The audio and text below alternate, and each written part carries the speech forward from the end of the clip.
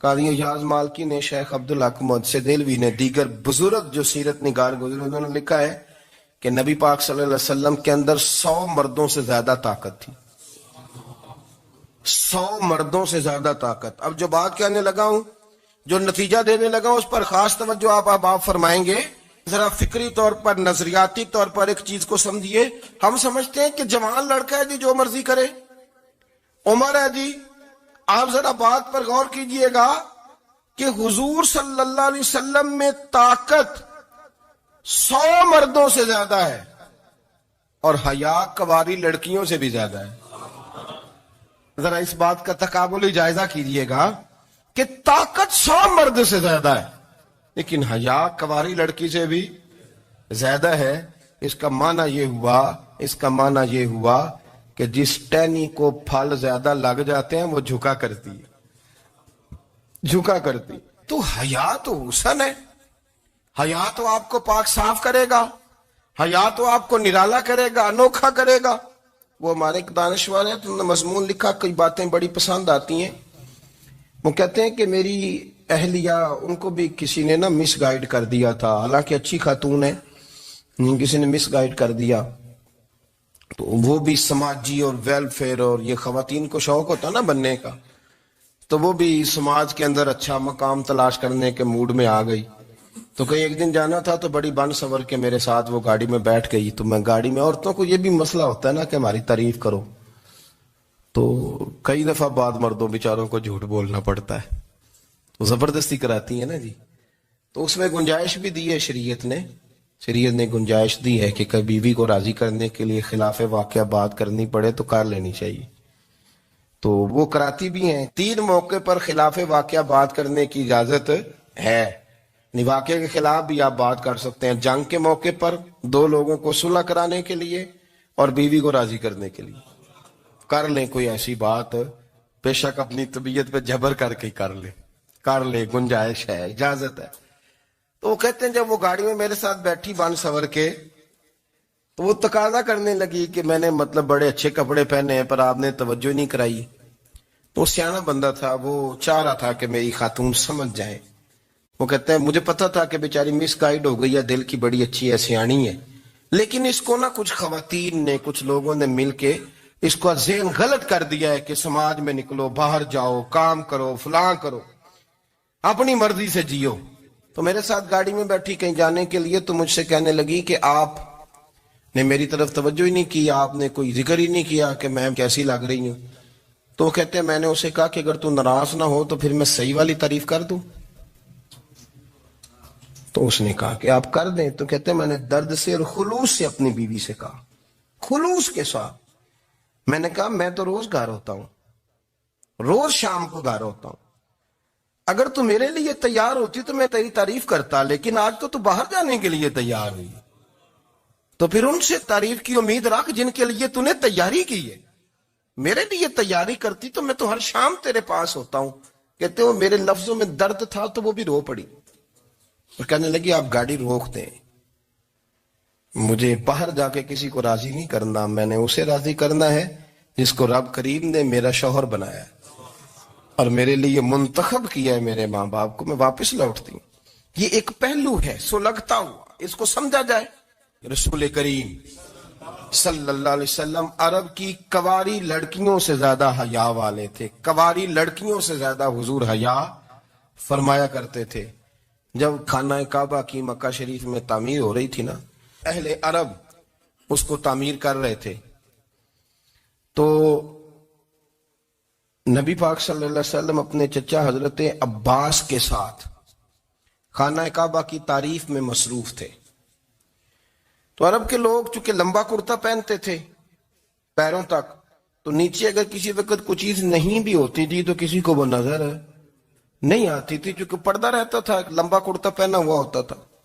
تو جب بچے، سرکار کی عمر مبارک بھی ابھی تھوڑی تھی، تو اس طرح بچے جب نکلتے تو وہ کئی دفعہ اپنی تہمت اتار دیتے نیچے سے، اور کوئی مزدوری کرنے لگتے تو 3-4 طے کر کے تہمت کی کندھے پہ رکھ لیتے. جس طرح کبھی دیہاتوں میں لوگ کپڑا سر پہ رکھتے تھے کہ اوپر اگر کوئی وزنی چیز رکھیں گے تو وہ تکلیف نہیں دے گی. نبی پاک صلی اللہ علیہ وسلم بھی سب لوگوں کے ساتھ خانہ کعبہ کی تعمیر میں شامل تھے. تو حضرت عباس رضی اللہ تعالیٰ عنہ نے کہا حضور سے، ابھی اعلان نبوت بھی نہیں فرمایا تھا، بھتیجے آپ بھی تامد اتاریے. یہ صحیح مسلم میں حدیث موجود ہے. اور اس کو کندھے پہ رکھ لیجیے، آپ اینٹیں اٹھا اٹھا کے لا رہے ہیں تو ذرا آپ کو تکلیف نہیں ہوگی. تو سرکار دو عالم صلی اللہ علیہ وسلم سے یہ بات کہی اور پھر جلدی سے حضور کی تہمت کو نکال کے نا، حالانکہ لمبا کرتا پہنا ہوا ہے، تو وہ جیسے ہی ان کے کندھے پہ رکھا اینٹیں رکھنے کے لیے تو سرکار تو زمین پہ گر گئے، بے ہوش ہو گئے، آنکھیں آسمان کی طرف. اور پھر حضور پکار رہے ہیں آزاری آزاری آزاری، میرا تامت دے دو، میرا تامت دے دو.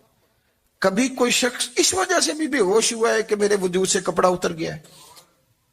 حالانکہ سرکار پر وہ بے ہوشی بھی نبی پاک کا وہ جو غلبہ ہے نا شرم و حیا کا، اس کی وجہ سے ہو.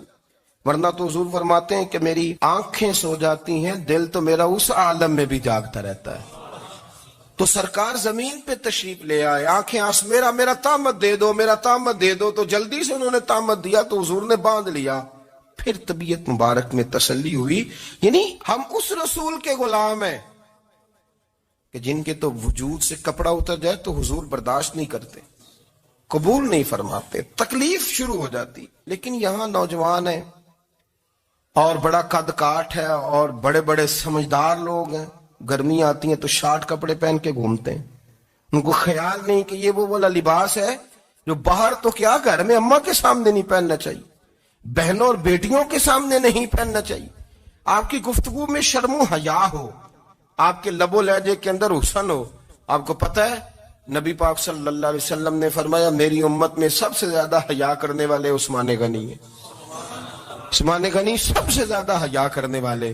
آپ فرمایا کرتے تھے جب سے حضور کا چہرہ دیکھا ہے میں نے کبھی اپنی شرمگاہ بھی نہیں دیکھی، میں نے آنکھوں کا وضو نہیں توڑا، اور جب سے حضور کے دست مبارک میں میں نے بیعت کے لیے سیدھا ہاتھ بڑھایا تو پھر سیدھا ہاتھ میں نے کبھی گندگی کو نہیں لگایا. حیات. آپ باتھ روم کے اندر بھی غسل فرماتے تھے تو کپڑوں سمیت کرتے تھے. کسی نے کہا حضرت جی واش روم کے اندر کیوں نہیں کپڑے اتارتے؟ آپ فرمانے لگے باہر بندوں سے حیا کرتا ہوں، اندر جاتا ہوں تو رب سے حیا آنی شروع ہو جائے، وہ تو دیکھ رہا ہے نا. تو میں جو بات آپ کی خدمت میں عرض کرنا چاہتا ہوں اس کو آپ سمجھیے گا میرے عزیز، کہ شرم والا مزاج، گفتگو بھی شرم والی، آنکھیں بھی شرم والی، لباس بھی شرم والا، دوستی یاری بھی شرم والی، بہت ساری ایسی باتیں. دیکھیں نا آپ ذرا، میں نے کہا کہ باتوں کو سن کے گزر نہ جایا کریں، اس کی گہرائی پر غور کریں. حضور علم کا سمندر ہے، سرکار سے زیادہ علم دنیا میں کسی کے پاس موجود نہیں ہے، اور صحابہ کو موقع ملا ہوا ہے اس سمندر سے فیض لینے کا. لیکن ان کی حالت یہ ہے کہ حضرت علی المرتضیٰ فرماتے ہیں 14 دن گزر جاتے، حضور سے کوئی سوال پوچھنا ہوتا تھا پر میں شرم کے بارے نہیں پوچھ پاتا تھا. 14 دن بخاری شریف میں موجود ہے.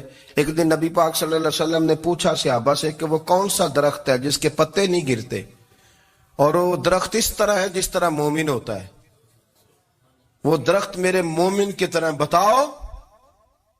حضرت عبداللہ ابن عمر فرماتے مجھے پتا تھا کہ وہ کھجور کا درخت ہے، لیکن چونکہ ابو بکر صدیق بھی بیٹھے ہیں، عمر فاروق بھی بیٹھے ہیں، مولا علی بھی بیٹھے ہیں، عثمان غنی بھی بیٹھے ہیں، اتنے جید لوگ بیٹھے ہیں، تو مجھے حیا آتی تھی کہ میں کیوں جواب دوں. کہتے ہیں سرکار نے کئی دفعہ پوچھا، لوگوں نے کئی اور درخت بتائے پر فرمایا تمہارا جواب درست نہیں ہے. آپ حیا کے اس پہلو پر غور کریں کہ سوال کا جواب آتا ہے، سوال کا جواب، یعنی مجھے سوال کا جواب آتا اور پھر میں دوں نہ، مجھے بدعزمی نہ ہو جائے گی. یہ کیسے ممکن ہے کہ میری رات گزر جائے، مجھے پتا بھی تھا اور میں نے بتایا نہیں. بہت سارے لوگ آ کے بہت ساری باتیں بتاتے ہیں، بہت ساری باتیں وہ سمجھاتے ہیں، تو ہم غور سے ان کا چہرہ دیکھنے لگ جاتے ہیں، کہتے ہیں یار اس کا تو دعویٰ تھا کہ میں سمجھنے آتا ہوں، تو یہ تو ہمیں سمجھا رہا ہے، چلو الحمدللہ ہم سمجھنے کو تیار ہے. لیکن میرے عزیز پتہ بھی ہے جواب کا، علم بھی ہے، لیکن فرماتے ہیں میری حیا نے مجھے اجازت نہ دی کہ میں جواب دوں. آپ فرماتے ہیں پھر حضور سے صحابہ نے عرض کی کہ یا رسول اللہ آپ ہی بتا دیں وہ درخت کون سا ہے. تو حضور نے فرمایا بھئی وہ کھجور کا درخت ہے. تو آپ فرماتے ہیں میں دل ہی دل میں کہہ رہا تھا کہ الحمدللہ میرا جواب درست ہے. حالانکہ میں نے جواب دیا ہی نہیں. تو لفظوں میں حیا، جملوں میں حیا، آنکھوں میں حیا، اٹھنے میں حیا، بیٹھنے میں حیا، چلنے میں حیا ایک خوبصورت حسن ہے. اور نبی پاک صلی اللہ علیہ وسلم نے فرمایا جب تو بے حیا ہو جائے نا پھر تو آزاد ہے، پھر تو جو مرضی کا، پھر تو جو. اس لیے بزرگ جب کسی کو بے حیا کہتے تھے نا،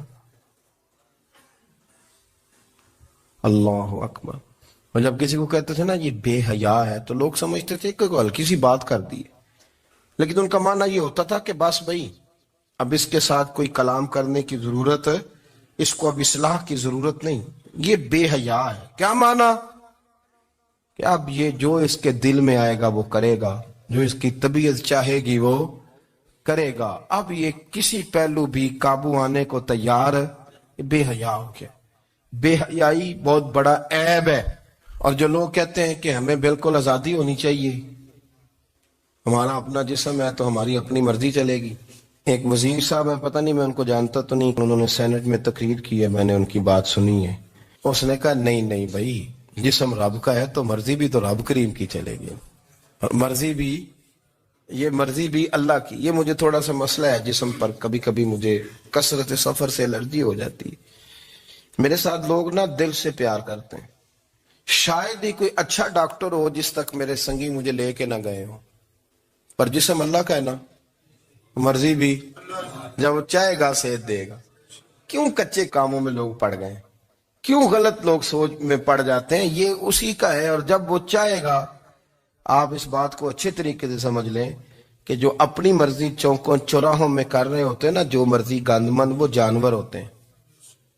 وہ جانور ہوتے ہیں جو نہ چوک دیکھتے ہیں، نہ گلی دیکھتے ہیں، نہ انہیں پتہ ہوتا ہے کہ جگہ کون سی ہے. وہ انسان، میں نے کہہ دیا جو میں نے کہنا تھا، میں نے کہہ دیا. وہ جانور ہوتے ہیں. اور جو کچھ انسان ہوتے ہیں نا، ان کے اندر کچھ نہ کچھ پھر شرم حیا بھی ہوتی ہے.